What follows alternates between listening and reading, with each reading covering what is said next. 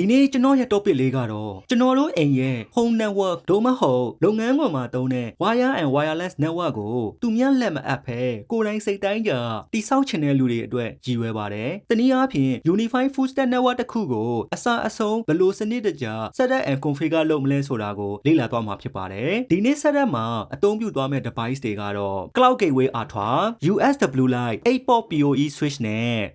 U6 Plus access point တို့ပဲဖြစ်ပါတယ်။တကယ်လို့8-port PoE switch မလိုအပ်ဘူးဆိုရင်လည်းဒီ PoE injector ကိုအစားထိုးအသုံးပြုနိုင်ပါတယ်။ If you are using other unified model ဆိုရင်လည်းစိတ်မပူပါနဲ့ setup လုပ်ပုံလုပ်နည်းကအတူတူပါပဲ။ကဲစလိုက်ရအောင်။ဒါကတော့ Cloud Gateway Ultra ပါ။သူကတော့ဒီနေ့ setup ရဲ့အဓိက main character လို့ပြောလို့ရပါတယ်။ဘာဖြစ်လို့လဲဆိုတော့အပြင်ကလာတဲ့ internet line နဲ့ကျွန်တော်တို့ရဲ့ LAN network ကိုချိတ်ဆက် routing လုပ်ပေးမဲ့ device ပဲဖြစ်လို့ပါ။ပြီးတော့သူ့မှာတခြား unified device တွေကို manage လုပ်ဖို့နဲ့ setup and configuration လုပ်ဖို့အတွက် network controller လည်းပေးအင်ပါလို့ဖြစ်ပါတယ်။အဲ့ဒီအတွက် controller ကိုတခြား computer ဒို့မဟုတ် server ပေါ်မှာတီးသန့် run ထားစရာမလိုပါဘူး။ဒီကောင်ကတခြား unified device 30လောက်ကိုကောင်းကောင်း manage လုပ်နိုင်မှာဖြစ်ပြီးတော့ simultaneous connected user အနေနဲ့ကတော့အယောက်300လောက်အထိလက်ခံအသုံးပြုနိုင်ပါတယ်။ hardware spec အနေနဲ့ဆိုရင်တော့ internet connection အတွက် 2.5K အထိရတဲ့ 1 ethernet port ရှိမယ်။ဒီကမ္ဘာလုံး logo လေးနဲ့ပြပေးထားတဲ့ port ပါ။ဒါပေမဲ့ IPS IDS enable လုပ်လိုက်ရင်တော့သူ့ရဲ့ throughput က 1G ပဲရပါတော့တယ်။ဆိုတော့ 1G internet အသုံးပြုခြင်းတဲ့လူတွေအတွက်ကတော့ပြဿနာမရှိပါဘူး။ဒီဘက်က ethernet port တွေကတော့ LAN အတွက် 1G port 4ခုရှိမယ်။ LAN ဆိုပေမဲ့လည်း 1 port အနေနဲ့လည်းဒီကောင်တွေကို reconfigure ပြန်လုပ်အသုံးပြုနိုင်တယ်။ဒီဘက်မှာကျတော့ factory reset လုပ်ဖို့အတွက် reset button ရှိမယ်။ဒီ USB-C port က power port ပါ။သူ့ရဲ့ရှေ့မှာ device ရဲ့ status တွေကိုပြပေးတဲ့ display screen ရှိမယ်။ဒါကတော့ USB-C နဲ့ power adapter ပါ။ဒီကောင်ကကြတော့ U6 Plus access point မှာဒီကောင်ကို mount လုပ်ဖို့အတွက်ကျွန်တော်တို့ဒီမှာ mounting kit ရှိမယ်ဒီ U6 Plus က dual band Wi-Fi 6 access point ဖြစ်ပြီးတော့သူ့ကို manage လုပ်ဖို့အတွက် network controller လိုအပ်မှာဖြစ်ပါတယ် maximum client count အနေနဲ့300လောက်ထိရပြီးတော့ maximum power consumption ကကြတော့9 watt လောက်ထိရှိပါတယ် coverage အရဆိုရင်တော့ကျွန်တော် 2 bedroom apartment မှာသုံးတာပြဿနာမရှိပါဘူးသူ့ရဲ့အောက်မှာကြတော့ factory reset လုပ်ဖို့ reset button နဲ့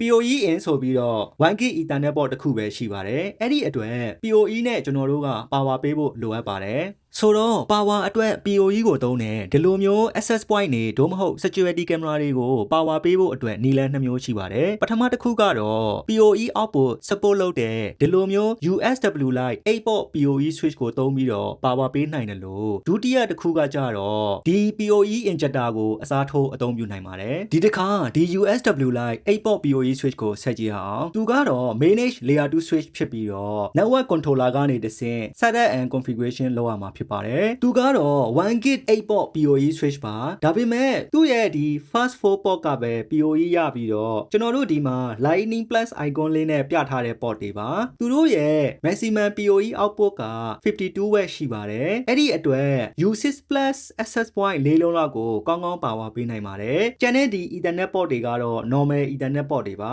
သူ့ရဲ့နောက်မှာ power port ရှိမယ်သူ့ရဲ့အောက်မှာကြတော့ factory reset လုပ်ဖို့အတွက် reset button ရှိမယ်ဒါကတော့သူ့အတွက်60 watt power adapter ပါဒီတစ်ခါကျွန်တော်တို့ internet ဝယ်ထားတဲ့ ISP ဒို့မဟုတ် broadband provider ကပေးတဲ့ဖြစ်နိုင်တဲ့ modem အမျိုးအစားကိုဆက်ကြည့်ရအောင်ပထမတစ်ခုက latest နည်းပညာဖြစ်တဲ့ဒီ fiber optic cable သုံးတဲ့ ONT modem အမျိုးအစားဖြစ်နိုင်တယ်နောက်တစ်ခုဖြစ်နိုင်တာကကြတော့ဒီ coaxial cable သုံးတဲ့ cable modem အမျိုးအစားလည်းဖြစ်နိုင်ပါတယ်တခြား modem အမျိုးအစားတွေလည်းရှိပါသေးတယ်ဒါကတော့ကျွန်တော်တို့နေနေတဲ့နိုင်ငံမြို့မှာလက်ရှိသုံးတဲ့နည်းပညာဒို့မဟုတ်ကျွန်တော်တို့နေနေတဲ့နေရာမှာရတဲ့ connection type ပေါ်မူတည်ပါတယ်အခုကျွန်တော်စီမှာရတာကတော့ coaxial cable သုံးတဲ့ဒီ cable modem အမျိုးအစားဖြစ်ပါတယ်သူ့မှာ port 2ခုရှိတယ် coaxial port နဲ့ ethernet port ပါ coaxial port ကကြတော့ broadband provider နဲ့ချိတ်ဆက်ရမယ့် port ဖြစ်ပြီးတော့ ethernet port ကကြတော့ cloud gateway Ultra ရဲ့ 1 port နဲ့ချိတ်ဆက်ရမယ့် port ဖြစ်ပါတယ်အဲ့တော့ modem ကလာတဲ့ဒီ coaxial ကြိုးကို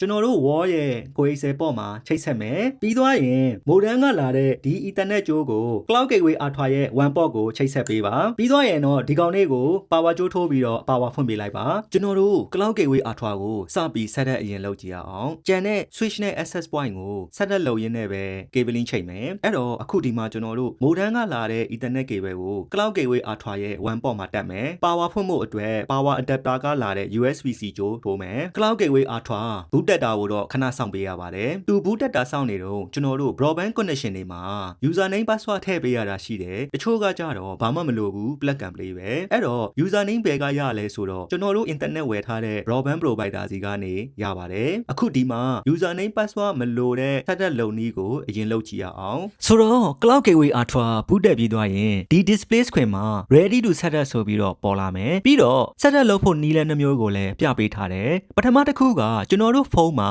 ဒီ Unify app ကို download ဆွဲပြီးတော့ app ကနေတဆင့် setup လုပ်ရတာပါဒီနည်းကဖုန်းရဲ့ Bluetooth ကနေတဆင့် configure လုပ်တာပါနောက်တစ်နည်းကကြတော့ web browser ကနေ setup လုပ်တာပါဒီမှာသူ့ရဲ့ IP ကိုပြပေးထားတယ်ဒီ IP ကိုသုံးပြီးတော့ Cloud Gateway R2 ရဲ့ LAN port ကနေတဆင့် configure လုပ်ရတာပါအဲ့တော့ဖုန်းကနေ setup လုပ်တာအရင်ကြည့်ရအောင်ဖုန်းတို့မဟုတ် tablet ကနေ setup လုပ်ဖို့အတွက် Unify app ကိုကျွန်တော်တို့ Play Store တို့မဟုတ် App Store ကနေကျွန်တော်အရင် download လုပ်လိုက်မယ်အဲ့တော့ကျွန်တော်ဒီ App Store မှာ Unify ဆိုပြီးရိုက်ရှာလိုက်လို့ရှိရင်ဒီမှာ Unify app တွေ့မယ်သူ့ရဲ့အောက်မှာ Enterprise Network Management ဆိုပြီးတော့ရေးထားတဲ့ app ကိုကျွန်တော် download အရင်လုပ်လိုက်မယ်Okay download လုပ်ပြီးသွားပြီ app ကိုကျွန်တော်ဖွင့်လိုက်မယ် Bluetooth ကနေတဆင့် setup လုပ်ရမှာဆိုတော့ Bluetooth access ကို permission ပေးဖို့လိုအပ်ပါတယ် allow လို့ပြောလိုက်မယ် local network access ကိုလည်း allow လို့ပဲပြောလိုက်မယ်ကျွန်တော်တို့ကဒီ iPad ကို Cloud Gateway R2 ရဲ့အနားကိုထားဖို့လိုအပ်ပါတယ်တနည်းအားဖြင့် Bluetooth range အတွင်းထားဖို့လိုအပ်ပါတယ်အဲ့လိုထားလိုက်လို့ရှိရင်ဒီမှာကျွန်တော်တို့ One Unify Console Found ဆိုပြီးတော့ Cloud Gateway R2 တွေ့ရမယ်အဲ့တော့ tap to setup ဆိုပြီးတော့ setup စလုပ်လို့ရပါပြီဒါပေမဲ့ setup မလုပ်သေးပဲကျွန်တော်တို့ရဲ့ email နဲ့ UI account အရင်ဖွင့်ပြီးတော့မှ setup လုပ်ကြည့်မယ်အဲ့တော့ဒီမှာ sign in to your UI account ဆိုပြီးတော့နှိပ်လိုက်မယ်ပြီးသွားရင် create a new UI account ဆိုပြီးတော့ UI account အသစ်တစ်ခုဖွင့်လိုက်ပါမယ်UI account ဖွင့်ပြီးတော့ app ထဲကို login ဝင်ထားတယ်ဆိုတော့ကျွန်တော်တို့ဒီမှာ new device found ဆိုပြီးတော့ Cloud Gateway R2 pop up တက်လာမယ်အဲ့တော့ setup ဆိုပြီးတော့ကျွန်တော်တို့လုပ်လိုက်ရုံပဲပေါ့နော်တကယ်လို့ဒီ pop up မပေါ်လာဘူးဆိုရင်လည်းဒီညာဘက်အပေါ်တောင်းမှာ plus sign icon လေးကိုနှိပ်ပြီးတော့လည်းရှာလို့ရပါတယ်ဒီမှာကျွန်တော်တို့ tap to setup ဆိုပြီးတော့ပြောလိုက်ရုံပဲပေါ့နော်အဲ့တော့ကျွန်တော်ဒီကနေပဲ tap to setup ဆိုပြီးတော့ပြောလိုက်မယ်သူကဒီမှာကျွန်တော်တို့ Cloud Gateway R2 ရဲ့ name ကိုပြောင်းအောင်မလားဆိုပြီးတော့ပေါ်လာတယ်ပေါ့နော်ကျွန်တော်ဒီမှာတော့မပြောင်းတော့ဘူး next လို့ပြောလိုက်မယ်ဒါကတော့ speed test လုပ်နေတာပေါ့နော်call quality enhancement to by default on ထားတယ်ဒါကတော့ကျွန်တော်တို့ work from home ဓမ္မတွေအတွက်အဆင်ပြေပါတယ်အဲ့တော့ကျွန်တော်ဒီမှာ next ဆိုပြီးတော့နှိပ်လိုက်မယ်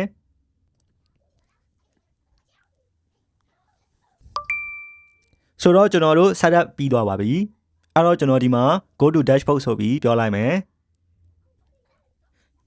ဒါကတော့ firmware update လုပ်နေတာပါ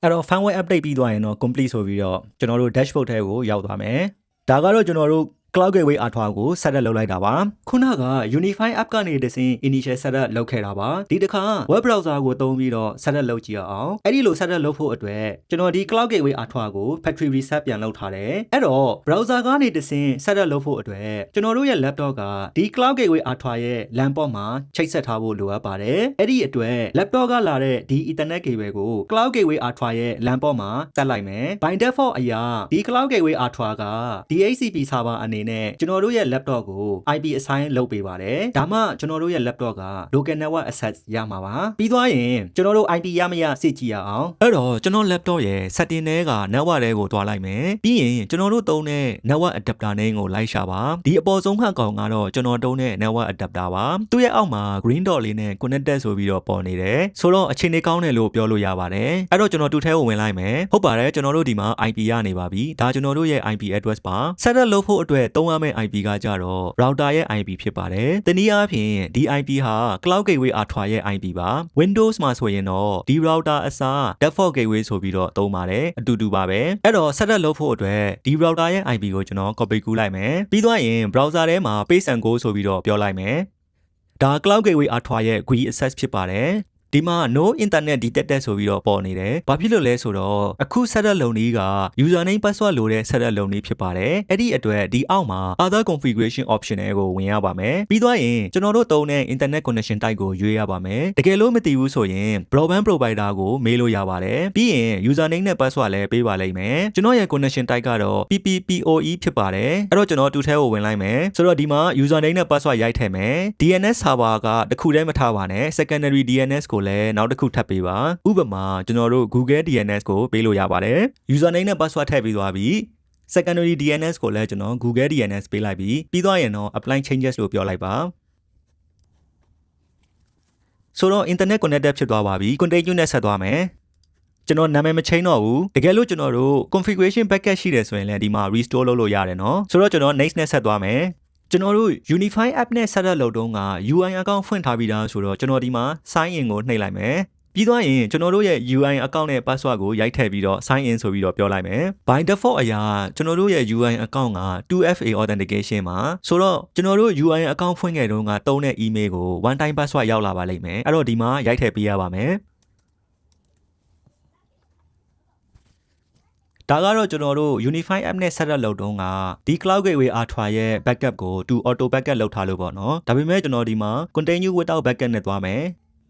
speed တက်လုပ်နေတာပါ skill လုပ်ချင်ရင်လည်းလုပ်လို့ရပါတယ် okay next နဲ့ဆက်သွားမယ်ဆိုတော့ဒါ initial setup ပြီးသွားပါပြီ go to dashboard ဆိုပြီးတော့ပြောလိုက်မယ်ဒါကတော့ကျွန်တော်တို့ certificate issue ပါ advanced ကိုသွားမယ်ပြီးရင် proceed ဆိုပြီးတော့ပြောလိုက်ပါကျွန်တော်တို့ခုနက UI account နဲ့ပဲ login ပြန်ဝင်ရပါမယ်ဆိုတော့ဒါကျွန်တော်တို့ initial setup ပြီးသွားပါပြီ dashboard အောက်မှာကျွန်တော်တို့ traffic utilization တွေကြည့်လို့ရမယ်သူ့ရဲ့အောက်မှာဆိုရင် topology ရှိတယ်ဒါကတော့ကျွန်တော်တို့ network diagram မှာအခုကတော့ကျွန်တော်ရဲ့ laptop ပဲ connected ဖြစ်နေတာပေါ့နော်ဒီအောက်မှာဆိုရင် unified devices ဆိုပြီးတော့ရှိတယ်အခုကတော့ကျွန်တော် cloud gateway R2 တစ်ခုပဲရှိသေးတယ်ပြီးသွားရင်ကျွန်တော်တို့ access point တွေတို့ switch တွေထပ်ထည့်ရင်ဒီမှာသူပြပေးမယ် client device တွေကတော့ကျွန်တော်တို့ laptop တွေတို့ကျွန်တော်တို့ phone တွေတို့ပေါ့နော်အခုကတော့ကျွန်တော် laptop တစ်ခုပဲရှိတယ်ပြီးရင် port ကကြတော့ဒီ Cloud Gateway R2 ရဲ့ port တွေကိုကြည့်လို့ရတယ်အခုကကျွန်တော် port နှစ်ခု connected ဖြစ်နေတယ် port 5ကတော့ကျွန်တော်တို့ internet port ပါသို့မဟုတ် one port ပါ port 1ကကြတော့ကျွန်တော်ရဲ့ laptop ကိုချိတ်ထားတဲ့ port ပါ configuration တွေလုပ်ဖို့အတွက်ကကျွန်တော်တို့ဒီ setting တွေကိုသွားရမှာပါအဲ့တော့ကျွန်တော်တခြား configuration တွေမလုပ်ခင် USW Lite 8-port PoE switch ကို setup လုပ်ကြည့်ရအောင်ဒီ USW Lite 8-port PoE switch ကို setup လုပ်ဖို့အတွက် cabling အရင်ချိတ်ရပါမယ်တနည်းအားဖြင့်ဒီ switch ရဲ့ app link နဲ့ Cloud Gateway R2 ရဲ့ LAN port နဲ့ချိတ်ဆက်ရတာပါကျွန်တော်တို့ဘယ် port တွေသုံးလို့ရလဲဆိုတော့ switch ရဲ့ port 5ကနေ port 8ထဲကကျွန်တော်တို့ကြိုက်တဲ့ port တစ်ခုကိုအသုံးပြုနိုင်ပါတယ်ဒီကောင်တွေက non PoE port တွေပါဒီဘက်က PoE port တွေကကြတော့ downstream device တွေအတွက်ပါတနည်းအားဖြင့် PoE နဲ့ power app လုပ်တဲ့ device တွေအတွက်ပါဥပမာ access point တွေတို့ security camera တွေတို့အတွက်ပေါ့နော်အဲ့တော့ဒီ Cloud Gateway R2 ရဲ့ LAN port ကလာတဲ့ Ethernet cable ကို switch ရဲ့ port 8မှာတက်လိုက်မယ်ပြီးသွားရင် network controller တွေကို login ဝင်ပြီးတော့ setup လုပ်ပါမယ်အဲ့တော့ကျွန်တော် network controller တွေ login ဝင်ပြီးတော့ unified devices အောက်ကိုသွားပါမယ်ပြီးရင်ဒီမှာ USW Lite 8-port PoE switch ပေါ်နေပါပြီ status ရဲ့အောက်မှာကျတော့ clip to adapt ဆိုပြီးတော့လည်းပေါ်နေပါတယ် unify မှာ adaptation လုပ်တယ်ဆိုတာဒီ switch တို့ wireless access point တို့ပြီးတော့ CCTV camera တွေကိုဒီ gateway နဲ့ချိတ်ဆက်ပြီးတော့ network controller ကနေတဆင့် manage လုပ်နိုင်မှုအတွက်လှုပ်ဆောင်ရတဲ့ process တစ်ခုဖြစ်ပါတယ်အဲ့တော့ adaptationဖို့အတွက် clip to adapt ဆိုပြီးတော့ပြောလိုက်မယ်ခဏစောင့်ရပါတယ်အဲ့တော့ကျွန်တော်တို့ adaptation လုပ်ပြီးတော့ ready to use ဖြစ်သွားပါပြီအဲ့တော့ကျွန်တော်တို့အခုဒီမှာ port ကိုတွားလိုက်လို့ရှိရင်ကျွန်တော်တို့အနောက်ထပ် additional port 8ခုထပ်တွေ့ရပါမယ် topology တွားလိုက်လို့ရှိရင်လည်းကျွန်တော်တို့ဒီမှာ 8-port PoE switch ကို Cloud Gateway နဲ့ချိတ်ဆက်ထားတဲ့ diagram တွေ့ရပါမယ်အဲ့တော့ဒါကတော့ကျွန်တော်တို့ switch ကို initial setup လုပ်လိုက်တာပါပြီးသွားရင်ကျွန်တော်တို့ U6 plus access point ကိုထပ်ပြီးတော့ setup လုပ်ကြည့်ရအောင် U6 plus access point setup လုပ်ဖို့ cabling အရင်ချိတ်ပါမယ်ဒီကောင်က PoE နဲ့ power app လုပ်တာဆိုတော့နီလန်နှမျိုးနဲ့ power ပေးလို့ရပါတယ်ပထမတစ်မျိုးကကြတော့ဒီ PoE switch ကိုသုံးလို့ရပါတယ်ဘယ်လို cabling ချိတ်ရလဲဆိုတော့ switch ရဲ့ဒီ PoE port တွေဖြစ်တဲ့ port 1ကနေ port 4ထဲကကြိုက်တဲ့ port နဲ့ချိန်နိုင်ပါတယ်အဲ့တော့ port 1ကလာတဲ့ဒီ Ethernet cable ကို U6 plus ရဲ့ Ethernet port မှာချိန်လိုက်မယ်ပြီးသွားရင်အပေါ်မှာ light က flashing ဖြစ်နေမယ်ဒီကောင် boot တက်တာ ready ဖြစ်သွားရင်တော့ network controller တွေကနေ adaptation လုပ်လိုက်ရုံပါပဲဒါကတော့ပထမနီလန်တစ်မျိုးပါ ဒုတိယတစ်မျိုးကကြတော့ဒီ PoE injector ကိုသုံးနိုင်ပါတယ် PoE injector မှာ Ethernet port 2ခုရှိတယ်ဒီ 3.4 နဲ့ port ကကြတော့ Cloud Gateway Ultra ရဲ့ LAN port နဲ့ချိတ်ဆက်ဖို့ဖြစ်ပါတယ်ဘယ်ဘက်က Lightning icon လေးနဲ့ port ကကြတော့ U6 Plus access point နဲ့ချိတ်ဆက်ဖို့ပါဒါကတော့ဒုတိယနည်းလမ်းတစ်မျိုးဖြစ်ပါတယ်ဒီ U6 Plus booted တာ ready ဖြစ်သွားပြီဆိုရင်တော့ network controller တွေကနေ adoption လုပ်ပေးလိုက်ရုံပါပဲ U6 Plus ကို adopt လုပ်ဖို့အတွက် Unified Devices အောက်ကိုသွားမယ်ပြီးရင်ကျွန်တော်တို့ဒီမှာ U6 Plus access point ပေါ်နေပါပြီ status ရဲ့အောက်မှာကြတော့ clip to adapt ဆိုပြီးတော့လည်းပေါ်နေတယ်ပေါ့နော်အဲ့တော့ကျွန်တော် clip to adapt လို့ပြောလိုက်မယ်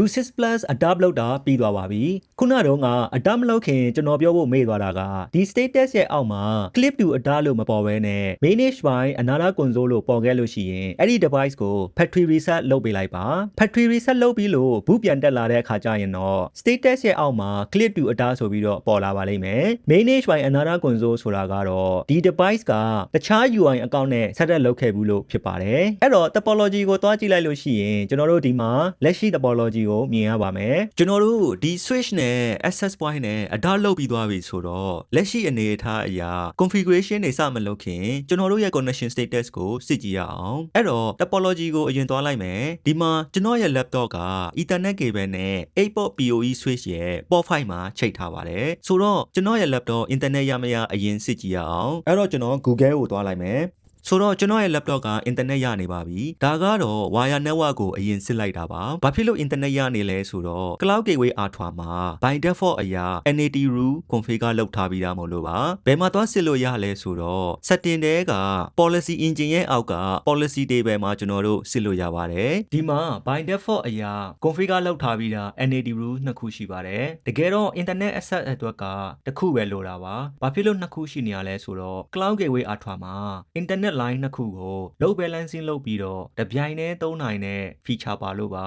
NAT ဆိုတာ network address translation မှာ IP address တစ်ခုကနေနောက်တစ်ခုကို translate လုပ်တာကိုပြောတာပါတနည်းအားဖြင့်ကျွန်တော်တို့ LAN network အတွင်းမှာရှိတဲ့ device တွေရဲ့ private IP ကနေ internet routable ဖြစ်တဲ့ public IP ကို translate လုပ်တာကိုပြောတာပါ NAT နောက်တစ်မျိုးကကြတော့ public IP ကနေ private IP ကိုလည်း translate လုပ်လို့ရပါတယ်အခုလက်ရှိအနေအထားအရာ wire network အတွက်ကတော့ ready to use ဖြစ်နေပါပြီဒါပေမဲ့ wireless သုံးဖို့အတွက်ကတော့ configuration လုပ်ဖို့လိုပါသေးတယ်အဲ့တော့ setting တွေကပဲ Wi-Fi အောက်ကိုသွားမယ်ပြီးရင် create new လို့ပြောလိုက်မယ်ဒီဘက်ညာဘက်မှာ Wi-Fi name တို့မဟုတ် SSID name ပေးပါ my home လို့ပေးလိုက်မယ် password ကိုလည်းနည်းနည်း strong ဖြစ်တဲ့ password ပေးပါလွယ်တဲ့ password တွေထားပါတော့12345တို့မပေးပါနဲ့ network မှာကြတော့ native network တစ်ခုပဲရှိတယ်အဲ့တော့ကျွန်တော်ဒီတိုင်းပဲထားလိုက်မယ် broadcasting AP ကကြတော့ဒီ SSID ကိုဘယ် AP တွေကိုပဲ broadcast လုပ်ချင်တယ်ဆိုတဲ့အခါမှာကျွန်တော်တို့ရွေးလို့ရတယ်ဒါပေမဲ့ကျွန်တော်တို့အခုဒီမှာတော့ U6 Plus access point တစ်ခုပဲရှိတယ်အဲ့တော့ကျွန်တော်ဘာမှမရွေးတော့ဘူးဒီတိုင်း all လို့ပဲပြောလိုက်မယ်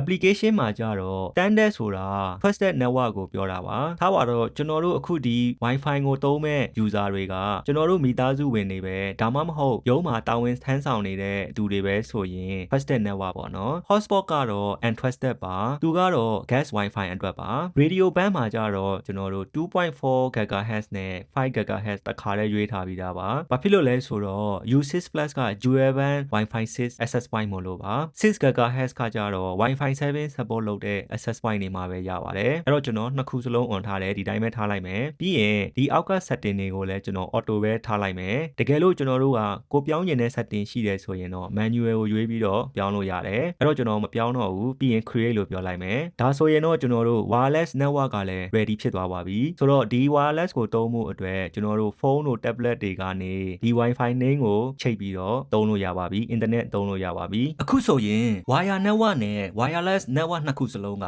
ready to use ဖြစ်နေပါပြီဒီတစ်ခါ network အောက်ကိုသွားလိုက်ရင် default network တစ်ခုပဲရှိတယ်ခုနက wire network နဲ့ wireless network နှစ်ခုစလုံးကဒီ default network အောက်မှာရှိနေတယ်ဆိုတော့ဒီ network ထဲမှာရှိတဲ့ device တွေအားလုံးက everyone can talk to each other ဖြစ်နေပါတယ်ဒါပေမဲ့ကျွန်တော်တို့က တချို့ user တွေကို restricted access ပေးခြင်းနဲ့ဆိုရင်နောက်ထပ် network တွေထပ်ခွဲလို့ရပါတယ်ထားပါတော့ကျွန်တော်တို့ security camera တွေကို gas wifi က user တွေ access မရစေချင်ဘူးဆိုရင် camera တွေအတွက်နောက်ထပ်တည်တဲ့ network တစ်ခု create လုပ်လို့ရပါတယ်ပြီးတော့ gas wifi user တွေအတွက် gas network တစ်ခု create ထပ်လုပ်လို့ရပါတယ်ဘာဖြစ်လို့တည်တဲ့ network တွေခွဲထားခြင်းလဲဆိုတော့ security reason အတွက်ပါ firewall policy တွေတတ်မှတ်ရတာလွယ်ကူစေလို့ဖြစ်ပါတယ်နောက်ထပ် use case ကကြတော့ကျွန်တော်တို့အိမ်မှာကလေးတွေသုံးဖို့ kids network ဆိုပြီးတော့တည်တဲ့ထားလို့ရပါတယ်အဲ့ဒီလိုထားခြင်းအပြင်ကလေးတွေဘယ်အချိန်ကိုပဲ internet သုံးလို့ရစေရမယ်ဆိုတဲ့ policy မျိုးတွေပြီးတော့ adopt site တွေကိုပိတ်ထားလို့ရတယ်ပြီးရင် app တွေကိုလည်းကလေးတွေမမြင်စေချင်ဘူးဆိုရင်ပိတ်ထားလို့ရတယ်အဲ့တော့နောက်ထပ် network 3ခု create လုပ်ကြမယ် network ရဲ့အောက်က create new လို့ပြောလိုက်ပါ name ကို camera တွေအတွက် camera net လို့ပေးလိုက်မယ် IPv4 address နဲ့ VLAN ID ကသူ auto populate လုပ်ပေးတယ်ဒီတိုင်းပဲထားလို့ရပါတယ်ဘာမှမဖြစ်ပါဘူးကျွန်တော်တို့ပြောင်းကျင်နေဆိုရင်လည်းပြောင်းလို့ရတယ် net mask ကကြတော့ဘာကို effect ဖြစ်လဲဆိုတော့ဒီ net mask ရဲ့ value ကိုပြောင်းခြင်းအပြင်ဒီ network ထဲမှာလက်ခံအသုံးပြုနိုင်တဲ့ client device အရေးအတွက်ကို effect ဖြစ်စေပါတယ်အခုဒီမှာ24ကိုထားခြင်းအပြင် usable IP က253ရှိပါတယ်ဆိုတော့253 device လက်ခံအသုံးပြုနိုင်ပါတယ်တကယ်လို့ကျွန်တော်တို့ကအဲ့လောက်ကြီးမလိုဘူးနည်းကျင်တယ်ဆိုရင်25ကိုပြောင်းလို့ရတယ်ဒါဆိုရင်တော့125 device ပဲရမယ်အဲ့လောက်ကြီးလဲကျွန်တော်တို့ကမလိုဘူးဆိုရင်26ကိုပြောင်းကြည့်ပါဒါဆိုရင်တော့61ပဲရမယ်27ဆိုရင်29ပဲရမယ်အဲ့တော့ကျွန်တော်ကတော့မပြောင်းတော့ဘူး24ပဲထားလိုက်မယ်ဘာမှမဖြစ်ပါဘူး VLAN လဲကျွန်တော်မပြောင်းတော့ဘူးပြီးရင်ဒီအောက်မှာ DHCP server 2 auto on ထားတယ်ဆိုတော့ဒီ cloud gateway R2 က DHCP server အနေနဲ့အလုပ်လုပ်မယ်ပြီးရင်ဒီ network တွေကိုလာချိန်မဲ့ client device တွေကို IP assign လုပ်ပေးမယ်အဲ့တော့ကျွန်တော်ဒီတိုင်းပဲထားလိုက်မယ်မပြောင်းတော့ဘူးပြီးရင် create ဒီတစ်ခါကလေးတွေရဲ့ network ကိုထပ်ဆောက်မယ်အဲ့တော့ကျွန်တော် create new အဲ့တော့ကျွန်တော်ဒီမှာ kissnet လို့ပြီးတော့ပေးလိုက်မယ် IPv4 address နဲ့ VLAN ID ကသူ next available range ကို auto assign လုပ်ပေးထားတယ်အဲ့တော့ကျွန်တော်တို့ကဒီ network တစ်ခုနဲ့တစ်ခုရဲ့ IP address နဲ့ VLAN ID က unit ဖြစ်ဖို့လိုပါတယ်တူလို့မရပါဘူးအဲ့တော့ကျွန်တော်ဘာမှမပြောင်းတော့ဘူး DHCP server on ထားမယ်ပြီးရင် create နောက်ဆုံးတစ်ခုကတော့ gas network ပါအဲ့တော့ကျွန်တော် gasnet ဆိုပြီးတော့ပေးလိုက်မယ်ပြီးရင် create ဒါဆိုရင်တော့ကျွန်တော်တို့ network နောက်ထပ်3ခုထပ်ပြီးတော့ create လုပ်လိုက်တာပါဒီမှာကျွန်တော်တို့ network တစ်ခုချင်းစီရဲ့ IP range တွေကမတူပါဘူး VLAN ID ကလည်းမတူပါဘူးသူတို့ကျွန်တော်တို့ unit ဖြစ်နေပါတယ် network တွေဆောက်ပြီးပြီဆိုတော့ဒီကောင်တွေရဲ့ကိုစီ Wi-Fi ကျွန်တော်တို့ wireless network ထပ်ဆောက်ဖို့လိုပါတယ်အဲ့တော့ကျွန်တော် Wi-Fi ကိုသွားမယ်ပြီးရင် create new ပဲအဲ့တော့ကျွန်တော်ဒီမှာကလေးတွေအတွက်ကျွန်တော် kissnet ဆိုပြီးပေးလိုက်မယ် password ကိုလည်း strong ဖြစ်တဲ့ဟာပေးပါအဲ့တော့ဒီမှာကျွန်တော်တို့က network မှာကလေးတွေရဲ့ network ကိုရွေးဖို့လိုပါတယ်ပြီးသွားရင်တော့ကျွန်တော်တို့ဘာမှမပြောင်းတော့ဘူး auto ပဲထားလိုက်မယ် create နောက်တစ်ခုကကျွန်တော်တို့ gas wifi gasnet လို့ပေးလိုက်မယ်အဲ့တော့ကျွန်တော်ဒီမှာ network မှာ gas network ကိုရွေးပါ gas wifi အတွက်ကျွန်တော်တို့ application မှာ hotspot ကိုရွေးလို့ရတယ်တကယ်လို့ hotspot မရွေးဘူးဆိုရင်လည်းကျွန်တော်တို့နောက်ထပ် on ရင်တဲ့ setting တစ်ခုအတွက် advanced ကို manual လို့ပြောင်းလိုက်မယ်ပြီးသွားရင်ကျွန်တော်တို့ဘာလိုက်ရှာမလဲဆိုတော့ client device isolation ဆိုတာကိုကျွန်တော် on ပေးလိုက်မယ်သူကဘယ်လိုအလုပ်လုပ်လဲဆိုတော့ဒီ gas wifi နဲ့မှာလာချိတ်မဲ့ client device တွေအချင်းချင်း communicate လုပ်လို့မရအောင် block လုပ်ပေးတဲ့ setting မှာအဲ့တော့ကျွန်တော်သူ့ကို on ပေးလိုက်မယ်ပြီးသွားရင် create ဒါဆိုရင်တော့ကျွန်တော်တို့ network တွေတီးတန့်ဆောက်ပြီးတော့ wifi တွေကိုလည်းကျွန်တော်တို့တီးတန့်ဆောက်လိုက်တာပါအဲ့လိုလုပ်ခြင်းအပြင်ကျွန်တော်တို့ firewall policy တွေတတ်မှတ်တဲ့အခါမှာလွယ်ကူစေပါတယ် camera network အတွက်ကိုတော့ wireless network ထပ်မဆောက်တော့ဘူးဘာဖြစ်လို့လဲဆိုတော့ unify security camera တွေက PoE နဲ့ power up လုပ်ပြီးတော့ wire network ပဲ support လုပ်လို့ပါတနည်းအားဖြင့် wireless network support မလုပ်ပါဘူးဒီတစ်ခါကလေးတွေရဲ့ network ကို content filtering ထပ်လုပ်ချင်ပါသေးတယ်အဲ့ဒီအတွက် cyber secure ကိုသွားမယ်ပြီးရင် content filter name ကို kissnet လို့ပဲပေးလိုက်မယ် source ကိုကလေးတွေရဲ့ network ကိုပဲရွေးပါ app block ကို on ပေးမယ်ဆိုတော့ကလေးတွေ internet သုံးတဲ့အချိန်မှာ app တွေမမြင်ရတော့ဘူး filtering မှာကြတော့ business ပဲထားလိုက်မယ် adopt site တွေနဲ့ malicious site တွေကို block လုပ်ပေးမယ် schedule မှာကြတော့ always ပဲ on ထားလိုက်မယ်ပြီးရင် app လို့ပြောလိုက်ပါဒါဆိုရင်တော့ကလေးတွေရဲ့ network ကတော်တော်လေး safe ဖြစ်သွားပါပြီကျွန်တော်နောက်တစ်ခုထပ်လုပ်ချင်နေတာကကလေးတွေညအိတ်နေတဲ့အချိန်မှာ internet ပိတ်ထားခြင်းနဲ့အဲ့ဒီအတွက်ကျွန်တော် policy engine အောက်က traffic and firewall rules ကိုသွားပါပြီးရင်ကျွန်တော်တို့ကfirewall rules create လုပ်ရတာလွယ်ကူစေတဲ့ zone based firewall ကိုကျွန်တော် upgrade လုပ်လိုက်မယ်ပြီးသွားရင် upgrade လို့ပြောလိုက်ပါပြီးသွားရင်ကျွန်တော်တို့ဒီအောက်မှာ create policy ဆိုတာကိုပြောလိုက်မယ်ပြီးရင် name ကို kids sleeping time လို့ပြောလိုက်မယ် source ဇုံကကြတော့ internet ပါ LAN ထဲမှာရှိတဲ့ကျွန်တော်တို့ရဲ့ network တွေအားလုံးက internet ပါသူ့ရဲ့အောက်မှာ network ကိုရွေးမယ် select network မှာကြတော့ကလေးတွေရဲ့ network ကိုထပ်ရွေးမယ်ပြီးရင် action က block ပါ destination ဇုံမှာကြတော့ external ပါတနည်းအားဖြင့်ကျွန်တော်တို့ internet ကိုပြောတာပါကလေးတွေရဲ့ network ကနေ internet ကိုတွားမဲ့ traffic ရဲ့ action က block ပါဒီအောက်မှာ schedule မှာကြတော့ကျွန်တော်တို့ daily လို့ပြောပြီးတော့အချိန်သတ်မှတ်လို့ရတယ်ဒို့မှမဟုတ်ရင်လည်း weekly မှာဆိုရင်ထားပါတော့ကျွန်တော်တို့ကလေးတွေကြောင်းတက်တဲ့ရက်ကိုပဲပိတ်ထားခြင်းနဲ့ဆိုရင် Monday to Friday ပြီးရင်ကျွန်တော်တို့အချိန်သတ်မှတ်ပေါ့နော်ကျွန်တော်ကတော့အဲ့လိုမဟုတ်ဘူး daily လို့ပဲပြောလိုက်မယ်ပြီးသွားရင် 9pm ကနေ 5am အထိ block လုပ်လိုက်မယ်ပြီးရင် app policy လို့ပြောလိုက်ပါဒါဆိုရင်တော့ကျွန်တော်တို့ကလေးတွေညအိတ်တဲ့အချိန်မှာ internet block လုပ်ပေးပါမယ်ကျွန်တော် firewall rules နောက်တစ်ခုထပ်ပြီးတော့ create လုပ်ချင်နေတယ်ဘာအတွက်လဲဆိုတော့ gas network ကနေကျွန်တော်တို့ရဲ့တခြား LAN network တွေကို access ပေးမလုပ်ချင်ဘူးအဲ့တော့ကျွန်တော်ဒီမှာ create policy လို့ပြောလိုက်မယ်ပြီးရင်ဒီညာဘက်မှာ name ကိုကျွန်တော် block gas to all LAN ဆိုပြီးတော့ပေးလိုက်မယ် source ဇုံက internet ပဲသူ့ရဲ့အောက်မှာ network ကိုရွေးပါ select network မှာ gas network ကိုရွေးပါ action က block ပဲ destination ဇုံမှာလည်းကျွန်တော်တို့ internet ဇုံကိုရွေးပေးပါသူ့ရဲ့အောက်မှာ IP ကိုလည်းရွေးလို့ရတယ် IP ဆိုရင်တော့ကျွန်တော်တို့တခြား LAN network တွေရဲ့ IP တွေကို manually ရိုက်ထည့်ရမှာဖြစ်ပါတယ်ကျွန်တော်ကတော့ network ပဲရွေးလိုက်မယ် select မှာကျွန်တော်တို့ပေးမသုံးခြင်းနဲ့တခြားကျွန်တော်တို့ရဲ့ LAN network တွေကိုရွေးမယ်ပြီးရင် save တခြား setting တွေကတော့ကျွန်တော် default ပဲထားလိုက်မယ်မပြောင်းတော့ဘူး schedule က always ဆိုတော့ဘာကို block လုပ်မှာလဲဆိုတော့ gas network ကနေကျွန်တော်တို့ရဲ့တခြားဒီ LAN network တွေကိုတွားမဲ့ traffic ကို block လုပ်မှာဖြစ်ပါတယ်ပြီးရင်တော့ app policy လို့ပြောလိုက်ပါဒါဆိုရင်တော့ gas network ကနေကျွန်တော်တို့ရဲ့တခြား LAN network တွေကို access လုပ်မဲ့ traffic က block လုပ်ပေးမှာဖြစ်ပါတယ်ဒီလိုမျိုးပဲကျွန်တော်တို့ရဲ့ requirement ပုံမူတည်ပြီးတော့နောက်ထပ် policy တွေထပ်ပြီးတော့ create လုပ်လို့ရပါသေးတယ်ဒီတစ်ခါ USW Line 8port PoE switch နဲ့ပတ်သက်ပြီးတော့ management နဲ့တခြား configuration တွေဘာတွေလုပ်လို့ရလဲဆက်ကြည့်ရအောင်အဲ့တော့ကျွန်တော် Unify Devices အောက်ကိုသွားမယ်ပြီးရင် 8port PoE switch ကို click နှိပ်လိုက်ပါဒီညာဘက်မှာပထမဦးဆုံးဘာကြည့်လို့ရလဲဆိုတော့ port တွေရဲ့ status ကိုကြည့်လို့ရပါတယ်အစိမ်းရောင်နဲ့ပြပေးထားတဲ့ port တွေကတော့ currently in use ဖြစ်နေတဲ့ port သို့မဟုတ် connected ဖြစ်နေတဲ့ port တွေပါ gray color နဲ့ပြထားတဲ့ port တွေကကြတော့ empty port သို့မဟုတ်ချိတ်ဆက်ထားခြင်းမရှိတဲ့ port တွေဖြစ်ပါတယ်ဒီအောက်မှာကြတော့ PoE utilization ကိုလည်းပြပေးထားပါတယ်ဒီကောင်းရဲ့ maximum PoE output က 52W ဖြစ်ပါတယ်လက်ရှိမှာ 3.7W utilization ရှိပါတယ်ဘယ်ကောင်ကသုံးနေတာလဲဆိုတော့ port 1မှာချိတ်ထားတဲ့ usage plus access point ကသုံးနေတာပါကျွန်တော်ရဲ့ laptop ကတော့ port 5မှာချိတ်ထားတာ port 5က non PoE port ပါအဲ့တော့ကျွန်တော်တို့ခုနတုန်းက camera network create လုပ်ခဲ့တယ်တကယ်လို့ camera တွေကဒီ switch ရဲ့ PoE port တွေကိုသုံးမယ်ဆိုရင်ဒီ PoE port တွေက camera network ရဲ့ VLAN ကို assign လုပ်ဖို့လိုပါတယ်အဲ့တော့ကျွန်တော် port manager ကိုတွားလိုက်မယ်ပြီးရင်ကျွန်တော်တို့ camera ချိတ်ထားတဲ့ port ကို click နှိပ်လိုက်ပါပြီးရင်ဒီညာဘက်မှာ port က active ဖြစ်နေရမယ် operation mode က switching ဖြစ်ရမယ် port mode မှာကြတော့လောလောဆယ်အနေထားအရ uplink ဖြစ်နေတယ် uplink ကကြတော့ကျွန်တော်တို့ cloud gateway R2 နဲ့ချိတ်တဲ့ port ကိုပြောတာပါအဲ့တော့ကျွန်တော်တို့က camera ကိုချိတ်မှာဖြစ်တဲ့အတွက် uplink မဟုတ်ပါဘူးတနည်းအားဖြင့်ကျွန်တော်တို့က downlink မှာအဲ့ဒီအတွက်ကျွန်တော်တို့ H ကိုရွေးလိုက်မယ်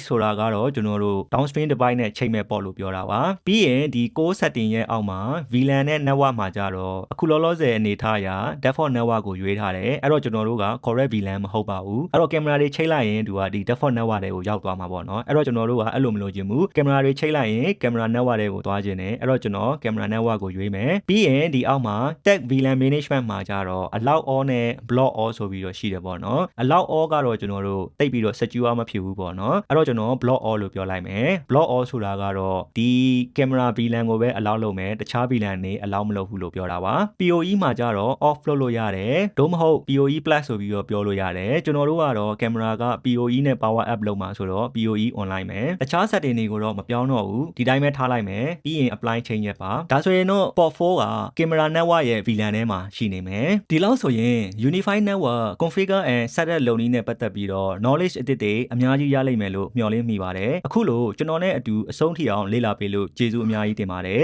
If you have any question please leave a comment below see you in the next one